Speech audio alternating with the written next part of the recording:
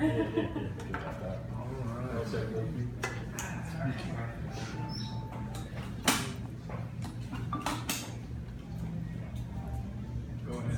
Good evening. Talk about coming to Texas Motor Speedway. Let's talk about your experience coming to Okay.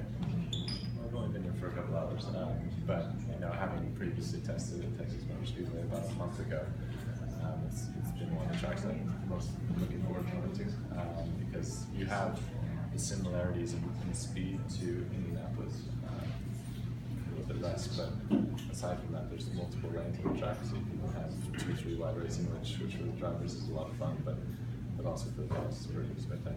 Talk about how you like it after you won the Indy. Just things have changed from. No, I mean it's just become more busy, but a whole lot hasn't changed. It's only been 3 days, so I don't probably understand yet the full effect of what's to come. Is it set in yet, Alexander? No, but I'm okay with that. I'm just taking it one day at a time and kind of just appreciating what we were able to accomplish, but at the same time focusing on Detroit this weekend. Well, obviously, what did it mean to win that big of a race to you? It was spectacular. It meant just as much that to be competing in the 100th running of the Indy 500. It was the largest Indy 500 that we've ever had.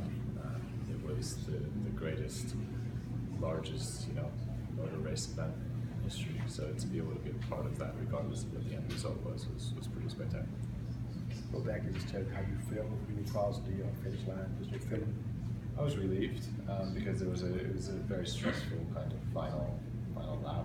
We didn't think we had enough fuel to make it through. So it was the longest 2.5 miles of my life, and probably not something that I want to repeat again. But I mean, it was relief followed by just sheer joy of the fact that we were able to pull off something that no one thought we could. And it was as much of a win for me as it was for the people on the payroll that were making these decisions to kind of push the envelope a little bit on what we were doing. As a driver in that situation, you just trust your crew chief and kind of their call, or are you wondering I could end up 100 yards short of the finish line here? I mean, it's a huge team sport. I mean, the driver obviously is the person that gets a lot of the credit, but that's wrong. It shouldn't be that way. I mean, I'm relying on a lot of different people to make good decisions and to do a good job. And they didn't really do a good job. They did an absolutely perfect job. I mean, we ran out of fuel as we crossed the finish line, and to be able to predict that on something that's constantly changing and evolving throughout a race is pretty spectacular. Well, obviously that's the race you want to roll the dice, isn't it? Yeah, I mean, we were either going to finish 7th. We were either going to lose or win. We were going to run out of gas and back. So yeah, I mean, it was a pretty big dice roll, but it obviously worked out okay. Have you ever run out of gas in a race? No. Come close to that?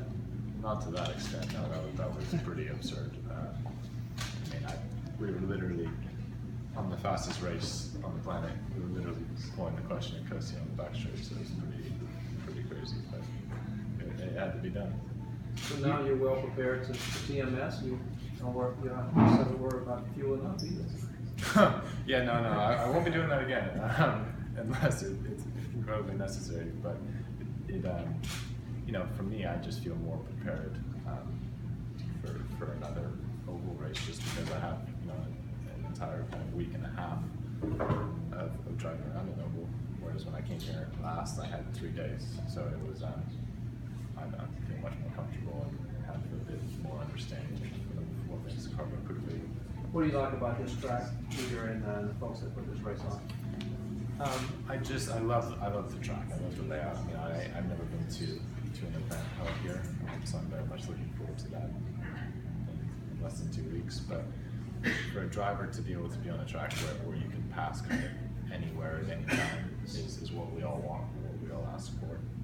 And in addition to that, we all want fast racetracks, but to have something where you have both and a nighttime race, it's great. I mean, it takes all the fun. Until Sunday, most people knew you as an F1 driver. Is that still the ultimate goal, or do you think IndyCar might suit you best? I've stopped trying to predict where my life is going and my future is going. I'm very much committed to IndyCar and the program that because of last weekend. We're now in the championship fight, so we need to continue to focus on that. You say you some test driving. How long ago was that at the Speedway? I think a month. It was earlier. Yeah, it was this May month. 3rd. Or May. Yeah, it's May 3rd. Not even a month. Not even a month, okay? Yeah. Well, and I know it's still real fresh, real early, but I mean, walking through airports, downtowns. I mean, people recognize I'm not each that other. important. No, absolutely not. No. As the guy who just won the Indy 500, you haven't gotten that yet. No. So you saying you're still walking the days? Y'all really like to say, really sucked in that you won the Indy. Well, I haven't had really more than 2 minutes by myself yet since getting out of the race car Sunday at 3:30. So I will.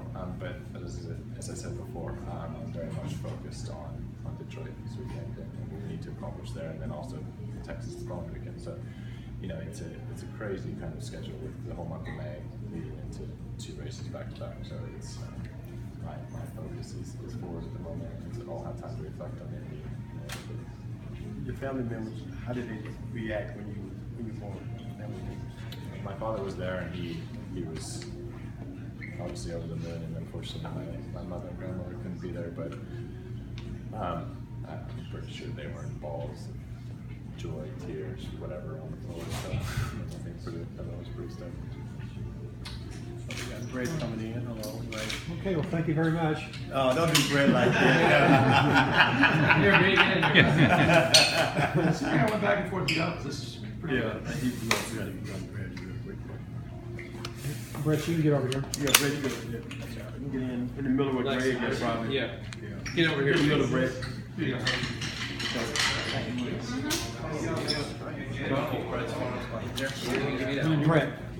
Brett, you can get over here. You gonna do a handheld? She can hold it for you. Or Jose. I got it. You want me to? Alex, who's the better driver, the NASCAR driver or the driver in your? I'm not gonna answer that question. Okay.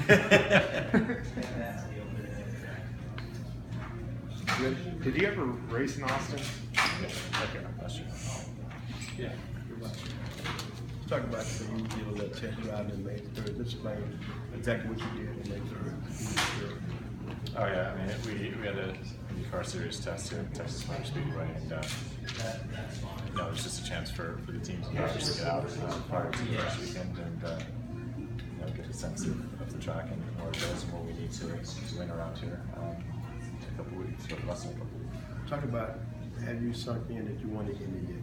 No, not yet.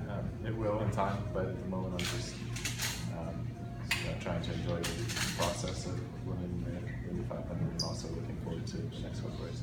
I know you said you came down, you met Eddie and the guys there. Just talk about your experience with them. And I say, like, you come back for the race.